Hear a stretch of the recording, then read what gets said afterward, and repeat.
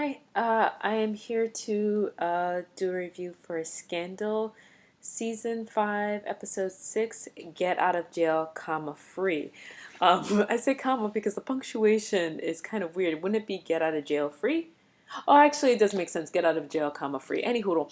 I'm here to review Scandal, Season 5, Episode 6. The start of the episode and throughout the episode, it's being editorialized by Sally and her lovers of liberty, or it's called the Liberty Report. She calls her constituents, or the people who watch her show, lovers of liberty. So the entire episode, she's making little funny remarks, and I gotta say, she's the funniest thing about this episode. Um, so she's making her comments, and then we switch off to Millie, who's meeting with the committee people, the people who are heading the committee to impeach Fitz, and they are reviewing the questions. And she's like, "Okay, I will gladly answer these questions, no problem, provided that we stay on script." And they're like, "Yeah, sure." And so when they finally get in front of everybody and they're reading her the questions, they ask her if she has prior knowledge of the affair. She says no, and they whip out Janine Locke. Now, Janine Locke is from season 3. She was the person they blamed for the affair when it was about to be exposed that Olivia and Fitz were together at the end of, I think, was it season 3? Yeah, it was the beginning of season 3. When Fitz and Olivia were about to get caught for having an affair. Actually, Fitz was the one who leaked Olivia's name. Anyhow, they used Janine Locke as a means to get out of it. Like, she was the mistress, Olivia wasn't. Um, so that caught up to her, and Millie at that point was like, "I don't recall, I don't recall, I don't recall." So they caught out Millie in a lie, and now she's in the world of trouble.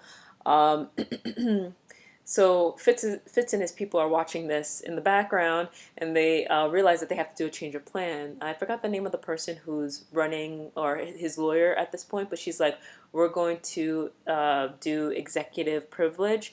And Fitz is like, "Well, what about Olivia? She can't say executive privilege at this point. She's not an executive, even though, you know." Anyhow, so Cy and Fitz come up with a plan. Well, mostly Cyrus comes up with a plan that they should get married. Fitz and Olivia get married. Fitz gets divorced. Olivia and Fitz gets married. Um, Olivia does not like it at all. And so Fitz is like, "Okay, you know what? She doesn't like it. We're going to come up with a different plan." Of course, because Fitz is pussy whipped. Let's just call a spade a spade. Um, we switch over to Lise, who is Jake's new lady, or his old wife. She is meeting up with Papa Pope at the jail, which is very interesting. Actually, it's not interesting because I said in the last video that they're in cahoots. So they're talking about Elise and Papa Pope are talking about his escape route, or how he's gonna escape from jail. Like, it's all they're all making plans for him to escape from jail. And then the next scene, Papa Pope is being escorted from the guard who's apparently supposed to help him escape. And he tries to kill Papa Pope, and Papa Pope chokes him out. He flexes on his ass, and I was just like, "What?" He's like, "Ah!" I was like, "What the fuck is this?" I'm sorry, that was too funny. It was funny. I'm sorry. So,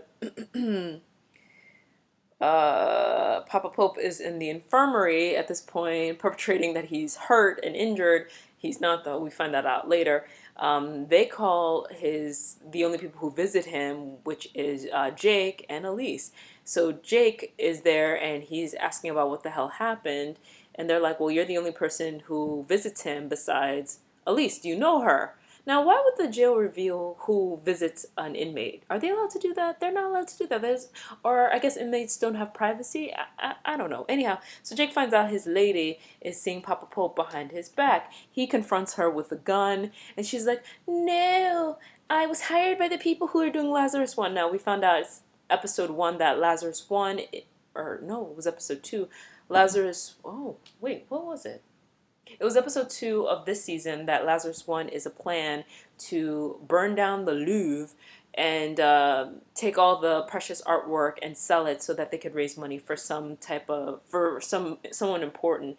So Elise was hired by these people. They want to kill off Papa Pope. Um, Jake accepts this as the truth. Like, okay, that was it. There was no development. I was just like, the writing. What's going on with the writing? Like, I need story to be consistent, please, and it's not consistent. So Jake accepts this as the truth. Lazarus One people are trying to replace Papa Pope. OPA, which is Olivia Pope and Associates, are discussing how to testify in front of the impeachment committee.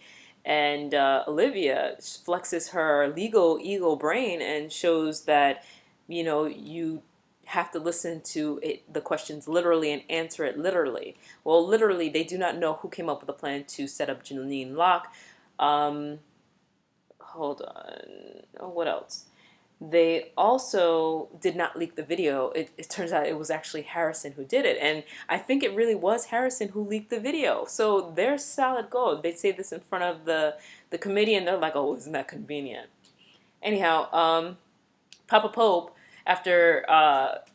Papa Pope calls Olivia and he's like, I need help. You need to save me. Click. She hangs up on him. Like, holy shit, you're just going to hang up on your dad? Like, didn't he pay like boku money for you to be educated and for you to be well off at this point, and you're just gonna fucking hang up on him? Like, we don't care about her? I'm sorry I'm cursing today. It's late at night. I'm disoriented by daylight savings. I apologize if I'm offending anybody with the cursing, but it bees that way. I'm tired. So, how are you gonna hang up on your dad like that? Like, really?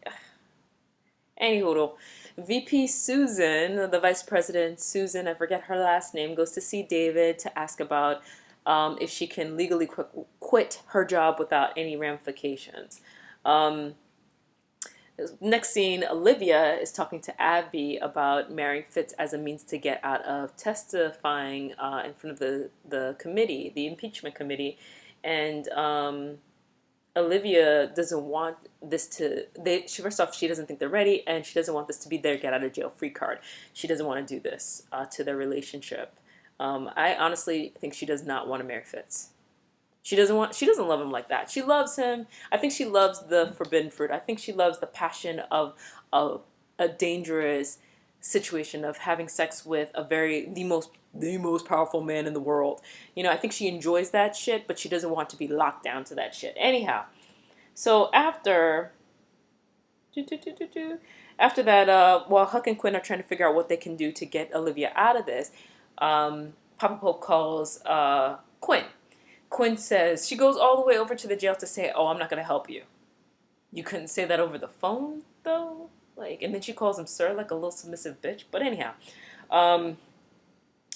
she goes to Olivia and tells, I guess, was it that at that point? No. Yeah, she's not going to help him. Then we see Fitz and Olivia. Fitz sets up all the romanticals, okay? He's going to propose to his lady. And there's rose petals, there's candles, there's Aretha Franklin in the background, and there's an antique ring. And he gets on one knee. Olivia freaks the fuck out. She flips the fuck out and says, get up, get off your knee. And Fitz is like, I thought this was what you want. And she's like, no, this is not what I want. This is cliche. Well, she doesn't say cliche, but she's like, this is like a teenage romance. And he's like, you don't know what you want. Like, she's like, but we're not ready. And he's like, you're not ready and you're never going to be ready. What do you want? And she's like, she couldn't answer it. So he leaves. He walks out of the room or the balcony because he did it on the balcony. And that was that. Then she has the audacity to turn around and call Jake. My bae. She calls Jake and says, am I the marrying kind?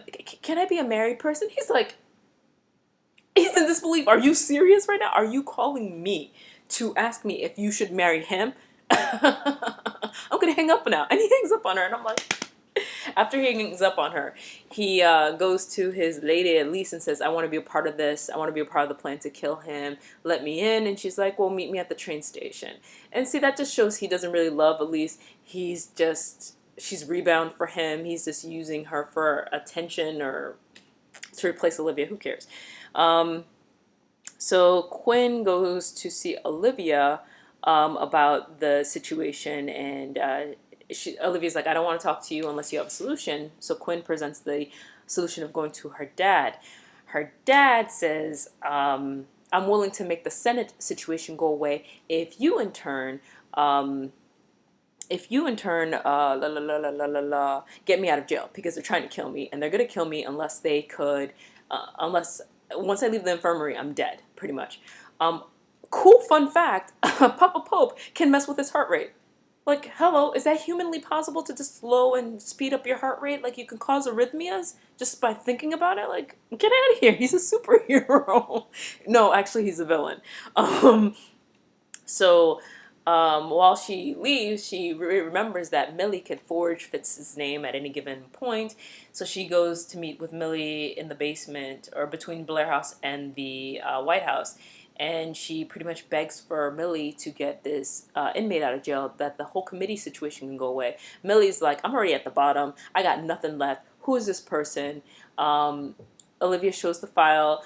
Millie's like, this is the person who blackmailed me into killing the jurors. Don't do this. She tries to save Olivia, despite her feelings about Olivia. And mind you, she started off with saying, I despise you. She says, don't just set yourself up with this situation. And Olivia's like, this is my dad. And he works for a secret agency for the government. He's a bad person. And she's like, ugh, your dad did all this just to fuck me over. And I'm not helping y'all. Y'all are the devil. And Olivia turns to her and says, he killed your son. And she's like, Millie has hyperventilates, is freaking out, and freaking Olivia just walks away. And that's the part that's kind of confusing. Part of me, and I mentioned this, I wrote this somewhere, that part of me thinks it's because she was trying to show that Papa Pope's not trying to help anybody. Fitz and Olivia couldn't be together because Fitz wouldn't be with the woman who's the daughter of somebody who killed his family, or it could be that Papa Pope killed Jerry so that they could win the election. Who knows? Anyhow, it's tense in bed with Olivia and Fitz. Olivia turns to him and says, let me see the ring. I'll accept, because there's no way out at this point. So she calls Jake to tell him that. And Jake's like, I'm hanging up on you. And he hangs up on her. Good for you, Jake. Hang up on the broad. Oh, that's when he says, I'll go with you to Paris. That's when he hangs up and he says to Elise, I'll go with you to Paris. My bad. Fitz and Millie discuss the custody. They talk about the divorce. They're discussing custody, property, the monies, 50-50. And as Millie signs, starts to leave, and Fitz says some slick shit under his breath, like, oh, yeah, you've taken everything from me. And she's like, excuse me, what did you say? And she fucking rips his ass a new one. He deserved this. Everything she said was so true. Everything they did was for him. All the sacrifices they made, all the things, the terrible things they did was to protect him. And he shows no regard, no appreciation. And she just, one of the things she said, I loved. What did she say? Propping you up in your pathetic mediocrity. What? Oh, I love it. He also said there's blood on her hands, and I thought, Fitz, you're a piece of shit. Hello, didn't you kill your friend Verna in season 2? And also, didn't you shoot down a plane with like 200 some odd people? Now, Verna, you weren't taking orders from nobody, so you killed your friend, and you're gonna say that Millie is wrong for being blackmailed into killing jurors, and she didn't even know that's what was going on when you knowingly killed Verna? Like, get out of here. Okay, so she leaves. She says goodbye, Fitz, because he was trying to dismiss her to begin with, and she read him to filth, and then she said goodbye, Fitz, and she walks out. He's like, Millie, and she's like, psh, bye. I was like, hot sauce. Go on with your bad self. So David and Susan meet to discuss that there's no ramifications of her quitting her job. She's like, cool. And he's like, you should stay because you're afraid to be president. You're humbled by it. You should do this. So that was a cute little moment. Fitz and Olivia get ready to get married. Olivia's talking to the Secret Service dude, and the Secret Service dude is pretty much telling her how she's going to be confined and contained. And at that point, she gets a call from Millie. Now, it switches up so many things. So Jake goes to meet with Elise in the train station, and he finds her dead. The committee waits for Olivia, and then they receive packages, pictures of all the things that they've done or gotten B613 to do. Abby returns the engagement ring to Fitz without a word, and Millie meets with Olivia. And now Olivia's not even white. Millie tells Olivia, I had a revelation. you're gonna save me. You're gonna make me the president. And there rolls Papa Pope with Tom, the Secret Service man who killed Jerry, the Melly and Fitz's son. Um, he also gave this brilliant Helen of Troy speech in season 4. Anyhow, they roll together and they're like, ha ha ha ha ha. Millie has says, you owe me, Olivia. You're gonna make me president. Papa Pope is working with Millie. Papa Pope has Tom with him, and Fitz is none the wiser. This has been the best episode of all of season 5. Bravo. I love it. I love it. So tell me your thoughts, and I will catch you in the next episode. Bye.